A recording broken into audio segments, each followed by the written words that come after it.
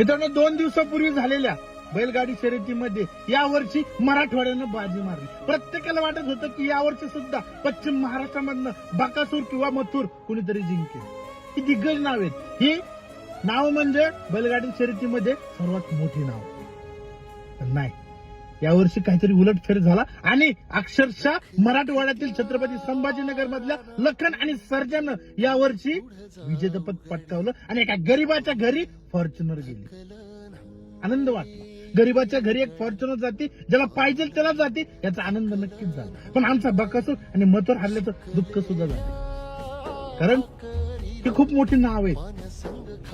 पण असं कधी जिंकतील कधी हारतील, कारण हा खेळ आहे, ही शर्यत आहे आणि शर्यतीमध्ये हारजीत ही होत असते. आणि खरंच मनापासून आभार व्यक्त करावेसे वाटतील चंद्रहार पाटलांचं, ज्यांनी या प्रेमींसाठी एवढं मोठं स्टेज तयार केलं. फॉर्च्युनर सारख्या एवढ्या मोठ्या गाड्या त्यांना बक्षिसाच्या रूपात आणून दिल्या.